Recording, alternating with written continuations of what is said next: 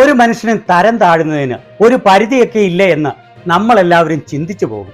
പക്ഷേ പ്രധാനമന്ത്രി നരേന്ദ്രമോദിയുടെ കാര്യത്തിൽ എത്ര തരം താഴ്ന്നു എന്നുള്ളതിന് യാതൊരു പരിധിയുമില്ലെന്ന് ദിനം പ്രതി അദ്ദേഹം കാണിച്ചുകൊണ്ടിരിക്കുകയാണ്. രാജസ്ഥാനിലെ ഒരു തെരഞ്ഞെടുപ്പ് റാലിയിൽ മുസ്ലിങ്ങൾക്കെതിരെ കൊടിയ വിഷം ചീറ്റുകയും പച്ചയ്ക്ക് പെരുന്നുണകൾ പറയുകയും ചെയ്യുന്ന മോദിയുടെ ഒരു പ്രസംഗം കേട്ടോളൂ.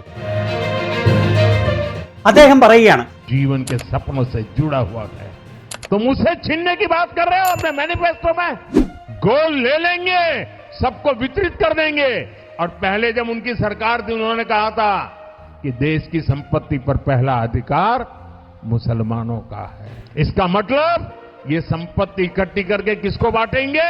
जिनके ज्यादा बच्चे हैं उनको बांटेंगे। घुसपैठियों को बांटेंगे।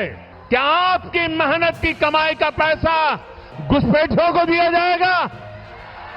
आपको मंजूर है ये कांग्रेस का मैनिफेस्टो कह रहा है कि वो माताओं बहनों का सोने का हिसाब करेंगे, उसकी जड़ती करेंगे, जानकारी लेंगे और फिर उस संपत्ति को बांट देंगे और उनको बांटेंगे।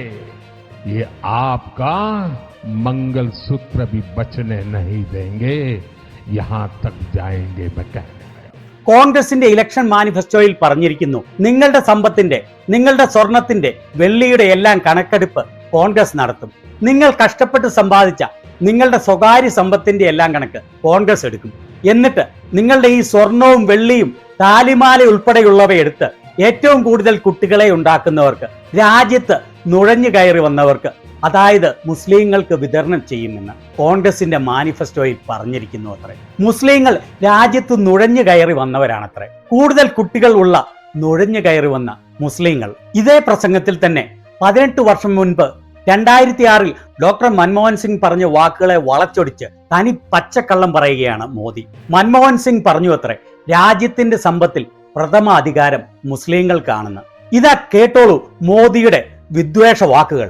जिनको मनमोहन सिंह जी की सरकार ने कहा था कि संपत्ति पर पहला अधिकार मुसलमानों का है. ഇനി യഥാർത്ഥത്തിൽ ഡോക്ടർ മൻമോഹൻ സിംഗ് പറഞ്ഞത് ഇങ്ങനെയാണ്, നമ്മുടെ കൂട്ടായ മുൻഗണനകൾ ഏതൊക്കെയാണെന്ന് വ്യക്തമാണ്. കൃഷി, ജലസേചനം, ജലവിഭവങ്ങൾ, ആരോഗ്യം, വിദ്യാഭ്യാസം, ഗ്രാമീണ മേഖലയിലെ അടിസ്ഥാന സൗകര്യ വികസനത്തിന് വേണ്ടിയുള്ള നിക്ഷേപങ്ങൾ, രാജ്യമെമ്പാടും അടിസ്ഥാന സൗകര്യങ്ങൾ വികസിപ്പിക്കുന്നതിന് വേണ്ടിയുള്ള പൊതു നിക്ഷേപങ്ങൾ, അതോടൊപ്പം തന്നെ പട്ടികജാതി, പട്ടികവർഗം, മറ്റു പിന്നോക്ക വിഭാഗങ്ങൾ, ന്യൂനപക്ഷങ്ങൾ, സ്ത്രീകൾ, കുട്ടികൾ എന്നിവരുടെ ഉന്നമനത്തിനു വേണ്ടിയുള്ള പദ്ധതികൾ, പട്ടികജാതി പട്ടികവർഗ വിഭാഗങ്ങളുടെ ഉന്നമനത്തിനു വേണ്ടിയുള്ള ഉപപദ്ധതികൾ പുനരുദ്ധരിക്കേണ്ടതുണ്ട്. ന്യൂനപക്ഷ വിഭാഗങ്ങൾക്ക്, പ്രത്യേകിച്ച് മുസ്ലിം ന്യൂനപക്ഷ വിഭാഗങ്ങൾക്ക് രാജ്യത്തെ വികസനത്തിന്റെ ആനുപാതികമായ ഫലം ലഭിക്കുന്നതിനു വേണ്ടി നവീനമായ പദ്ധതികൾ വിഭാവനം ചെയ്യേണ്ടതുണ്ട്. അങ്ങനെ രാജ്യത്തെ വിഭവങ്ങളുടെ പ്രധാന അധികാരം സർക്കാരിന്റെ സഹായം ആവശ്യമായ മുകളിൽ പറഞ്ഞ എല്ലാ പിന്നോക്കം നിൽക്കുന്ന വിഭാഗങ്ങൾക്കുമാണ്. കേന്ദ്രത്തിന് ലഭ്യമായ റിസോഴ്സിന്റെ പരിധിക്കുള്ളിൽ നിന്ന് നടപ്പിലാക്കേണ്ട അനവധി ഉത്തരവാദിത്തങ്ങളുണ്ട്.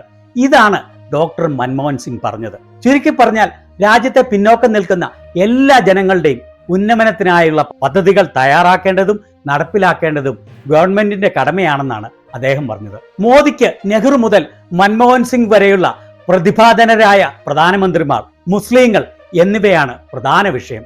അല്ലാതെ രാജ്യത്തെ ജനങ്ങളുടെ വിഷയങ്ങൾ, പട്ടിണി മാറ്റാൻ, യുവാക്കൾക്ക് തൊഴിൽ നൽകാനുള്ള യാതൊരു കാര്യത്തെക്കുറിച്ചും പറയാനില്ല. ഈ 21ാം നൂറ്റാണ്ടിൽ ജനാധിപത്യ രാജ്യമായിരിക്കേണ്ട ഇന്ത്യയിലെ പ്രധാനമന്ത്രി എന്ന് പറയുന്ന വ്യക്തി പറഞ്ഞ വാക്കുകളാണിത്. എന്നിട്ട് ഇത് കേട്ട് നൂറുകണക്കിന് മന്ദഭക്തർ കൈയടിക്കുകയാണ്. ഒന്ന് ചിന്തിച്ചു നോക്കണം. കോൺഗ്രസിന്റെ പ്രകടന പത്രികയിൽ ഇങ്ങനെയുണ്ടെന്ന് അവിടെയുള്ള മണ്ടന്മാർ വിശ്വസിക്കുന്നു എന്നും കൂടിയല്ലേ അർത്ഥം. കോൺഗ്രസിന്റെ പോയിട്ട് ഒവൈസിയുടെ പ്രകടന പത്രികയിൽ പോലും ഇങ്ങനെയുള്ള കാര്യങ്ങൾ ഉണ്ടാവില്ല എന്ന് ഏതു മനുഷ്യനും വ്യക്തമായി അറിയാം.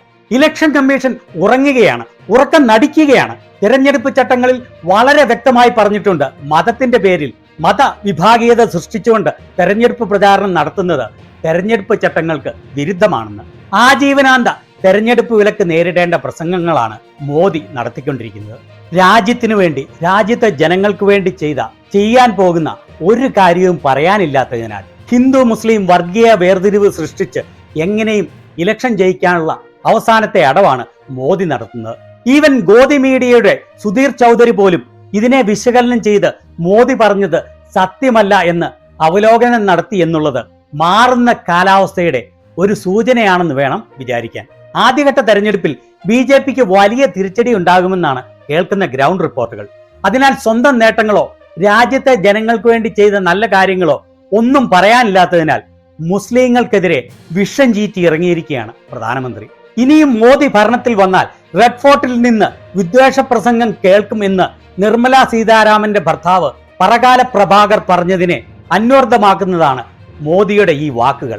ഒരു രാജ്യത്തെ പ്രധാനമന്ത്രി ഇത്ര അധപതിക്കുന്നതിനെയും ഇത്ര മ്ലേച്ഛമായ വർഗീയ വിഷം ചീറ്റിയിട്ടും ഒരു നടപടിയും എടുക്കാത്ത മോദിയുടെ ഇലക്ഷൻ കമ്മീഷനെയും കുറിച്ച് നിങ്ങളുടെ അഭിപ്രായം എന്താണ്?